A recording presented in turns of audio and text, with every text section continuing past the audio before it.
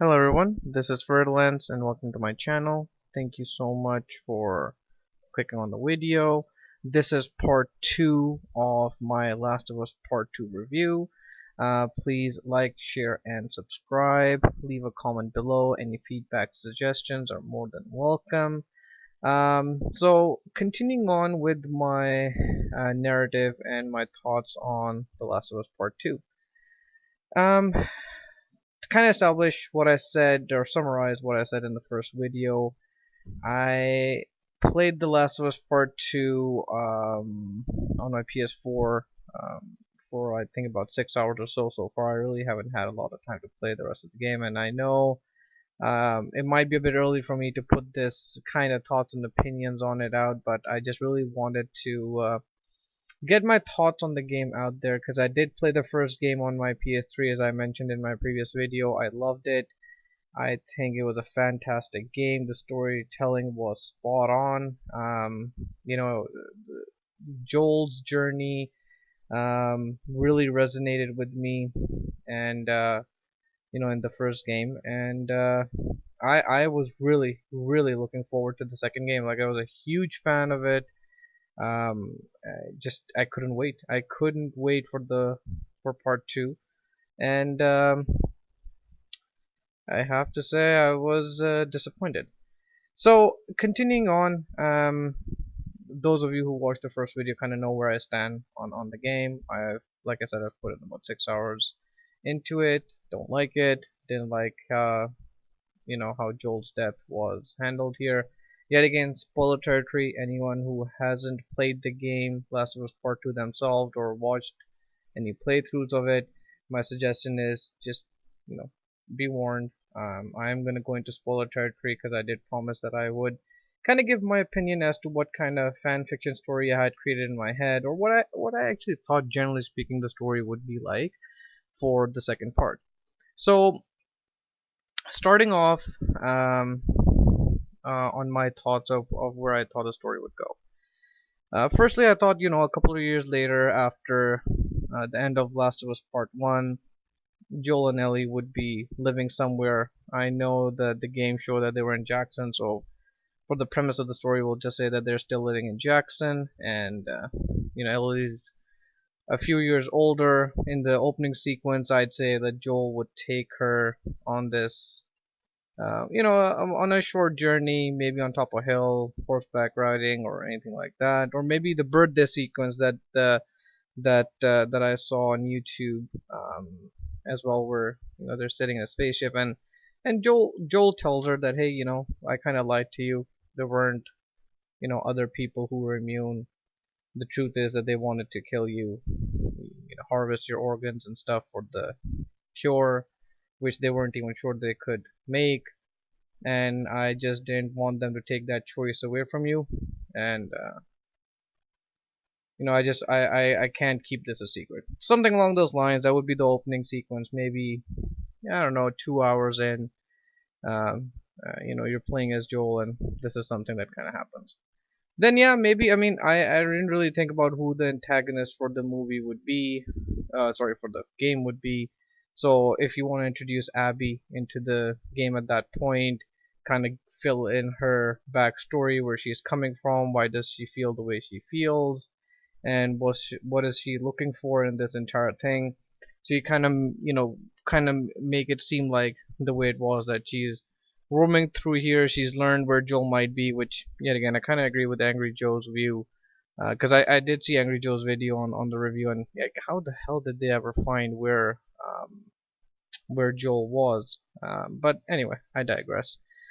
They find that they're living in Jackson, and she finds her way through. At this time, it's been a couple more years that have passed. Ellie's married and has 2 kids. And for the sake of the argument, I guess I wouldn't know which character would be right, but I'd say um, the new characters that were introduced in the game. One of them is Ellie's husband. Ellie has 2 kids, and both the kids are immune, but no one knows because obviously they haven't been in a situation where they've been bitten by one of the zombie creatures, which are like the cordyceps infected. to basically see if if the kids are immune or not. But down the road we'll find out. So Abby comes up with this crazy plan, finds out that Joel's in Jackson, catches Ellie's husband while out on patrol. Like, who's out on patrol? I think I'm going to say, for the sake of this argument, I'd say Jesse would be a good fit for that particular role, like as Ellie's husband. And Abby catches Jesse, uh, tortures the hell out of him, and forces him to tell where, like, if Joel's in the city or not. And so Abby catches Jesse out on patrol, and you know tortures him. Finds out that Joel is in the city. Comes up with this plan to basically either capture Joel or to kill him. And the way she does it is that she rallies up all the infected in the area, marches the, or like kind of forces or funnels in the army of infected towards Jackson, when the whole city is in shambles, and the people trying to protect themselves, running away or fighting the infected. Abby kind of finds her way through the city, and is looking for Joel. And at that moment, you can kind of like cut away to Joel's perspective. Joel sees that there is this huge rush. Um, Ellie goes off to try and find Jesse because he's been missing, and Joel takes the kids and tries to get them out of the city so that they wouldn't come in touch with the infected and wouldn't get hurt. And this can roll out into this particular way where you know Joel sees that one of the both kids, or one of the kids, they get bitten, and he's trying to hide them from the infected, and they stay in shelter for a couple of hours, and Joel's kind of going through his head that maybe the kids are gonna turn, but he notices that they're immune, just like Ellie. And at that moment, he decides that if his life does come to an end, or if it has to come to an end, he would make sure that these kids live, um, because they're unique, they're immune, just like their mother is. And the goal becomes clear. And that's, I just kind of feel like that would have been a much better end, that he would fight to the bitter end, making sure that Ellie, her kids, would remain safe, would have a good future.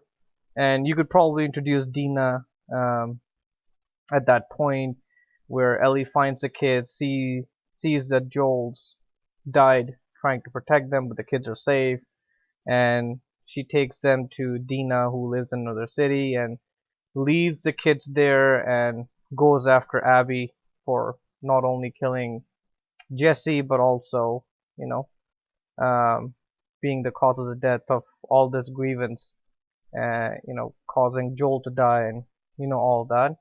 And Dina tries to stop her. Obviously, they have a history together, and but Ellie turns around and tells Dina that she has to go, because that's what Joel would have done. That's what Joel taught her about self-sacrifice, about willing to give your life for those who you love. Anyway, I mean, just the kind of story that I had in my mind, that I think would have, I believe, would, after seeing what I saw about the game, playing it a couple of hours myself, seeing YouTube videos on end, and reviews, endless reviews of what people thought of it, I think they could have done a better story, a story with a proper beginning, middle, and end, um, just like they did with the first Last of Us.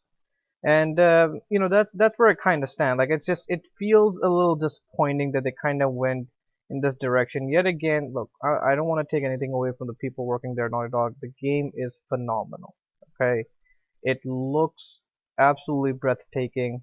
The cinematography of the game, the gameplay, the design, the sound quality is just, everything looks beautiful. And every single person who worked on that game from the development team, they deserve 10 out of 10 stars.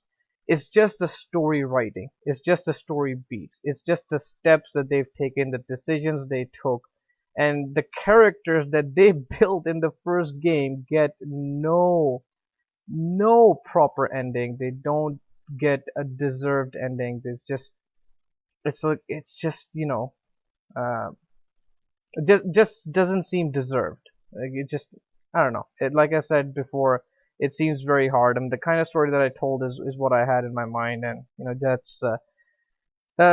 that's what I'll kind of stick with. So yet again, if you agree with me, leave a comment down below.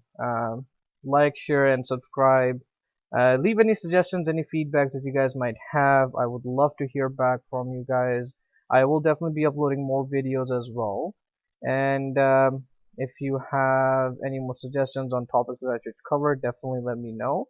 And I'll be seeing you in the future. Thanks, guys. Take care.